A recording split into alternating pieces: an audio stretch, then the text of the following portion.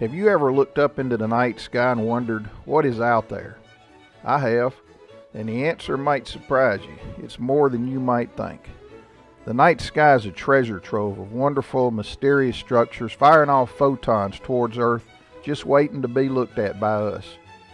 These magnificent gems are being captured by astrophotographers all over the world. If you've ever had the privilege of looking at any of those pictures, you might ask yourself, how in the world did they get that picture? Well, I can tell you in one word: magic. So spend some time with me tonight on the pool deck, and we'll take a look under the hood and see how all the magic works.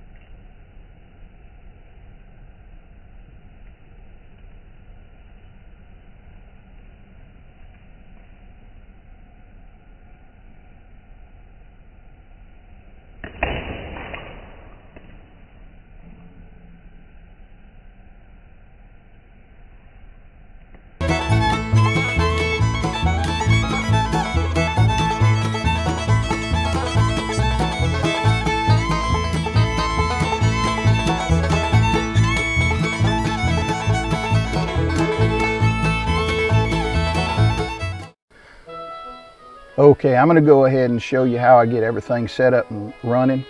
If you look at these icons right across here, I've got 4 of them set up, and this is the order that I always start my programs up in. You don't have to start them in this order, but this is an order that works, so if something works, then I don't fix it. So the first thing I do is fire up Stellarium, get that going. It's what I use for planning, finding out where things are. I use it also for plate solving. When I do a plate solve, I like to send it to Stellarium so I can get a visual of where I'm pointing at.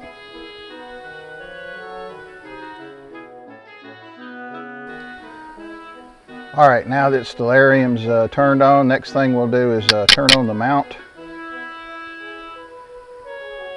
Turn on the mount panel. We'll use that later. We won't use it right now, but it's up now. Next thing I'll do is start PhD2 running. Now, I'm not going to hook up the equipment just yet, but the program's running and it's there for us when we get ready to use it. And then the last thing, I'll start up Astrophotography tool. That's what I use as my session manager. Camera connected. Telescope connected. Filter wheel connected. Okay, I like to hear those 3 things connect when I start up. That means it's all working. Alright, now we can't really do anything until Polaris comes out, so I can do my polar alignment on the North Star. But while I'm waiting, I can go ahead and cool the camera. So we'll get the camera cooler going. You see here that the current temperature is 26 degrees Celsius. I'm not sure what that means in F, but I know it's hot. So I'm going to try to cool the camera down to minus 15. Maybe it'll get there, maybe it won't. We'll give it a shot. All right, and that's all we can do now. So I'll come back whenever Polaris comes out. All right, so the first thing you need to do, make sure the scope is pointed as close to Polaris as you can on the mount without using the knobs, because if you don't do that, you turn the knobs and not quite get there. So get it pointed as close to the North Star as you can manually.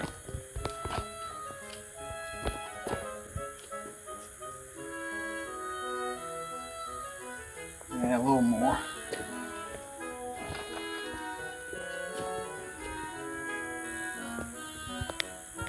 Okay, I'm pointed pretty close to it right now, so I'm going to go with that.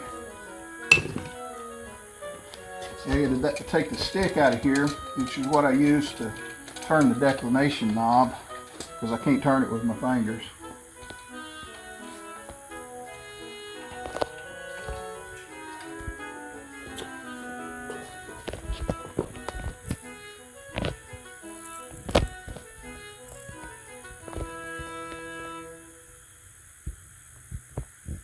All right, I see Polaris and there's pretty close. You got it pretty close. All right. A little bit on declination. There it is. And guess what, folks? We're polar aligned. It's just that hard. Okay, folks. I'm going to show you what the plan is for tonight. Kind of how I ciphered that all out. I'll take a look at stellarium here. I'm going to be going after the Eagle Nebula. That's our target for tonight, the Eagle Nebula, but it's not up yet. But I'd kind of like to know when it does come up. So what I'll do is go over here and I'll just search on the Eagle Nebula. There it is right there. All right, you can see it's still down below the horizon.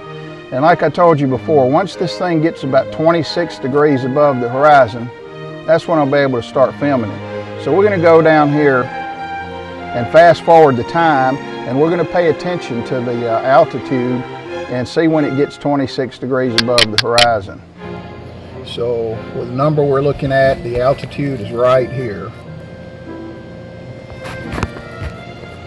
So waiting for it to get up to 26 degrees.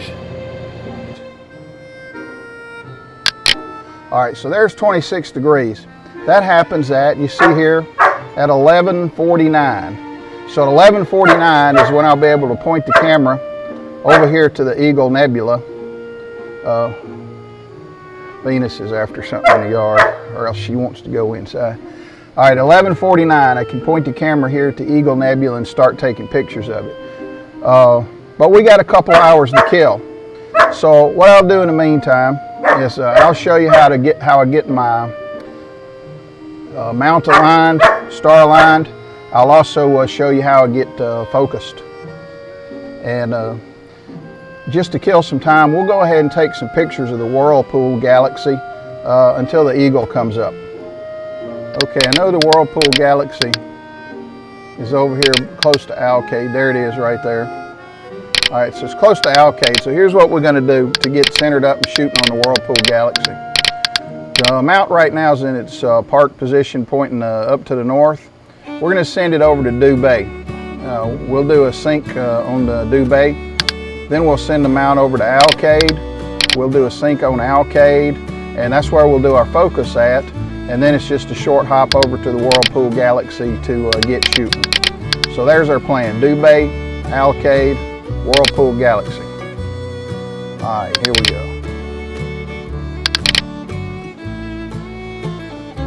All right, the camera's cooled. You see there, it did get down to -15, so that's good.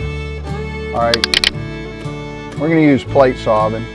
So there's a couple different ways to do this. I'll do it the manual way on the first star, going over to Dubé, and then I'll do it the easy way using the Go 2++ to get over to Alkaid, our focus star. So first I'm going to go to camera, make sure I got 5-second exposure set. That's what I like to do for my plate solving. Now I want to go to my filter well and make sure that luminance filter change. All right, next thing, we said we want to go to Dubé. So I'll go to stars, find Dubé in here. There it is right there at Ursa Major, tell it okay. All right, so now Dubé is under the hammer for Go 2. So I'll just tell the mount go to Dubé. There it goes. All right, you see it moving, it's turning over to Dubé. Just like I told it to go. All right, now we're going to do a screenshot. So it's just say shoot. Exposure started. That easy. You take a 5-second shot. It might be at Dubé and it might not. Exposure finished. All right, so now we're going to call up Point Craft. Let's call up Dubé again. And our plate solver. Now we're going to say solve. And I'm guessing it's going to take about 3 or 4 seconds to solve. All right, here we go. Image solved. Okay, solved in 2 seconds. Now it knows where it's at. So we'll go sync. Now the telescope is synced on our first alignment star. Now I want to know where it's at, so we'll hit show. Okay, so it sent it to stellarium. So now let's go take a peek at Stellarium and see where we're pointed at. Yep, we're pretty close to Dubé. How do I get rid of this now?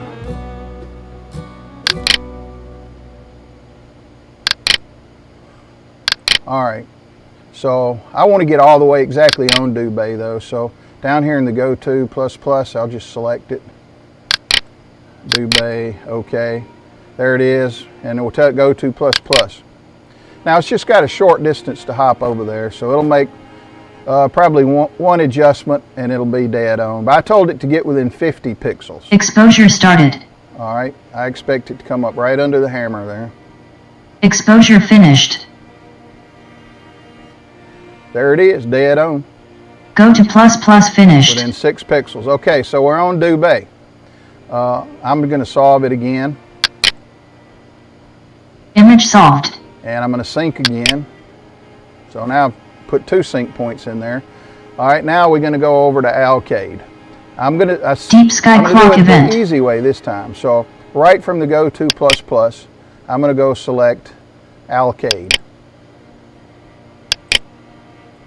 All right, Alcade's under the hammer. Now this is for you folks who use the hand controller and do your star alignments. Have you ever done a star alignment? You told your mount to go over to your alignment star, and then it gets there and boom, there's nothing. Does that ever happen to you? It happened to me plenty. It will never happen like that if you're using Point Craft and Go To ++ plate solving. So make it easy on yourself. Save yourself some frustration and use that time to get pictures rather than try to find your target. The other thing that can happen, you tell your telescope to slew, it goes there, you look through it and there's about 100 stars. Which one of those is Alcade? You don't know. Anyhow, this solves all of that. So we got Alcade under the hammer here. We're going to say Go To ++, and that's all we have to do. So let me see what's wrong with Venus real quick. I'll be right back. Okay, Venus wants me to throw the ball.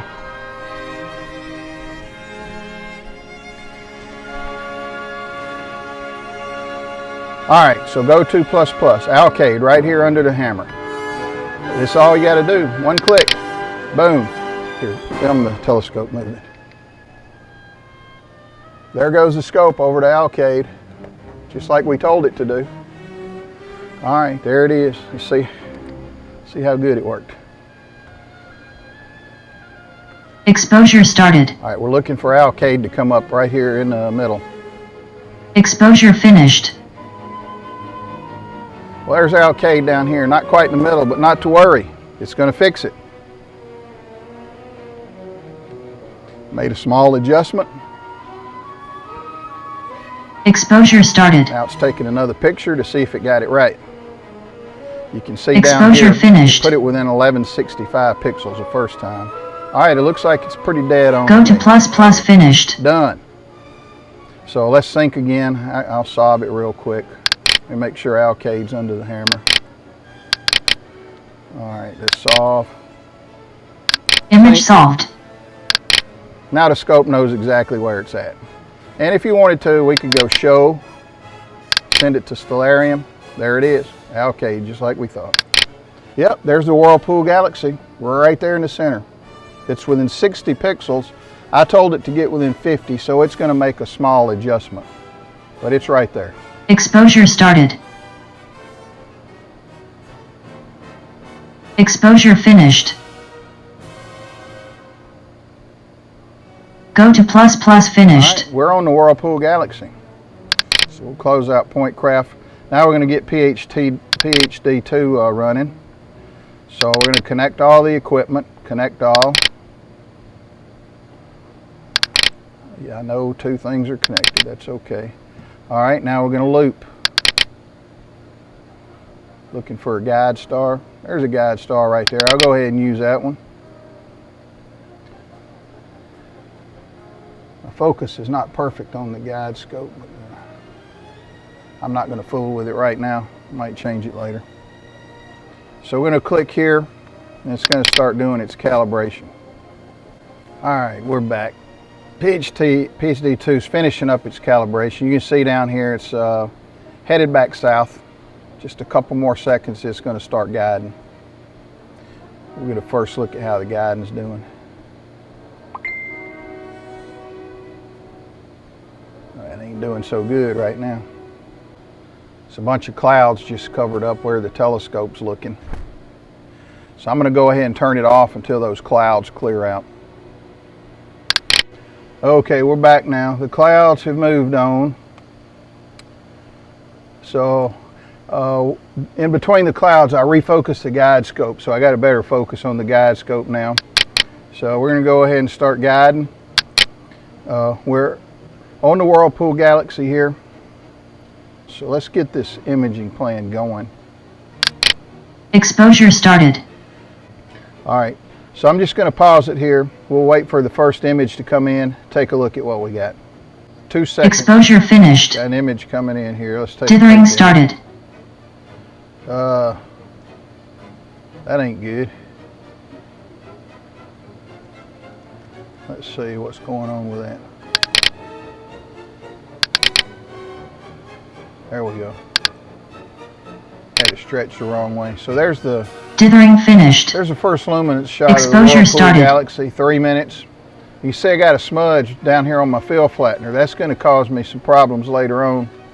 Except it's not, because I got some flats to take care of that.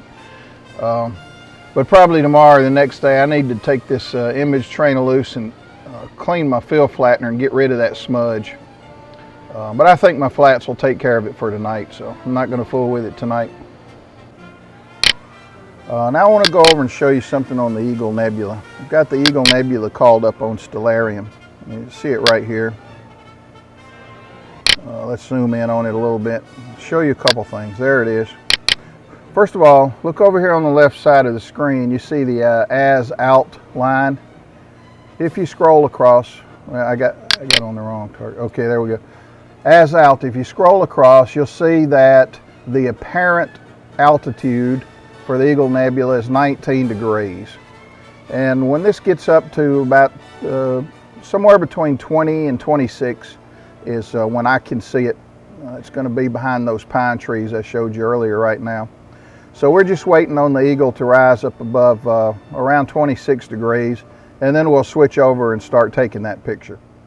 Now if we look over here at the Eagle Nebula, we see that its altitude is 22 degrees. I think that's high enough to get up over top of the pine trees.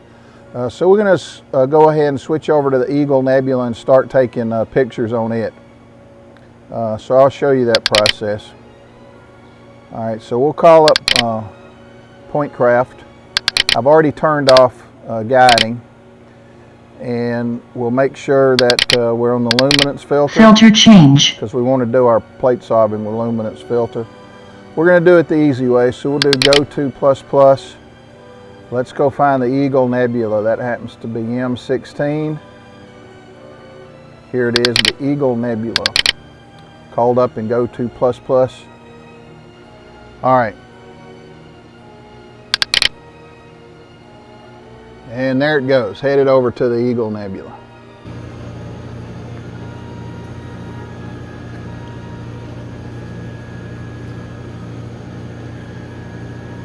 Now, still pretty low to the horizon, so it's going to look right over the top of my head.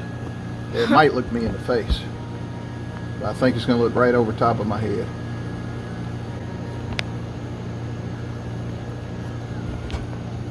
All right, I think that's going to be okay. We'll know here when the plate solve image comes up. Exposure started. Looking for the Eagle Nebula. Exposure finished. There it is, right there. Go to ++ finished. Dead in the center, first time. All right. Image solved. So we're going to sync the scope. So we gave it another alignment point. Now I'm gonna click off of the Eagle. So we're somewhere lost in space in Stellarium. So now we're going to go back to Point Craft, and we're going to say show it to us in Stellarium where we're pointed. Let's go look at it, and there we are, framed up just the way we want to be. So we're on the Eagle Nebula. So since I moved, we're going to go ahead and recalibrate. So we'll go to the brain, clear out mount calibration. We'll tell it to loop. Let's look there. There's a guide star. I don't see that one, but let's see. Auto select. Okay, I don't see that one, but it sees it, so we'll go with it and calibrate on that one. So it's going to take about 3 minutes. So I'll come back with you when the calibration is done. Okay, we're still calibrating, but while the calibration is going, we'll go ahead and get the image plan called up. I've got one called Eagle here. I have already gotten a lot of exposure on this target previous to tonight, so I'm going to use the same plan. We'll edit that plan. I want to start on HA because we're just about even right now. So let's get rid of that 03 line. So for now we're starting with HA. Now I'm going to do 2 and 2 and 2 and 2 to try and keep my exposures of the different filters even. And then if we end up, then I'm just going to go to town on the HA there if we get all this done. So here's the plan. I'm okay with that. Now you might wonder about changing filters so often. Well, I've noticed on this scope, when I change filters, the focus holds. I don't have to change focus between filters on this scope. So I don't have a problem going from filter to filter to filter like this. So there's a plan for the Eagle Nebula. Guiding is going 1.36, 1.38. That's because it's just so down low to the horizon. And you'll notice as the night goes on that this guiding will improve. But that's still good enough to give me round stars. So we're going to go with that. Filter change. So it changed over to the Exposure started. hydrogen alpha filter. You can see it somewhere right there. It shows you it's on the hydrogen alpha. That's the first filter in our plan. Notice that I'm taking 10-minute exposures. So these will all be 10-minute exposures. I can do that out here in the country because I don't have much light pollution. So I can do a 10-minute exposure no problem, even on the 03 filter. Now the moon is up. We're looking at a 72.5 illumination moon. But it's about probably 60, 70 degrees away from the Eagle Nebula, and I think that's going to be okay. But we'll know for sure here in a few minutes. So I'll be back with you when the first image comes in. Okay, our first 10-minute exposure is going to be coming in here in about 8 seconds. And I got to tell you, I'm not real optimistic because there have been some clouds passing through that area, so it may be all fuzzy. Exposure finished. Dithering started. Okay, there it is. Not too bad. Not too bad, especially for the amount of clouds that came through there and the moonlight. I'm okay with that. So there's our first hydrogen alpha frame of the night for the Eagle Dithering Nebula. finished. Exposure started. Let's take a look with the magnifier, see what the stars look like. There's the center. Those stars I can see, they look pretty round down here in the corner. Those little ones, it's hard to tell because there's not enough pixels to make them round. So yeah, those stars look okay to me. So I'm happy with this exposure. I'm going to keep it. Not too many clouds, stars around. Now I mentioned I've already got exposure on the Eagle Nebula from a couple nights prior to this. So really I don't need that much to make a picture. If I can just get 45 minutes each of hydrogen, oxygen, and sulfur, then I think I'll have enough to make a picture. So we'll see at the end of the night, did the clouds keep away long enough for us to get enough to make a picture. If you like this video and would like to see more like it, please subscribe to the channel. If you especially like the video, then go ahead and click the like button. I want to thank you again for choosing to spend some time with us tonight on the pool deck. Till next time, clear skies.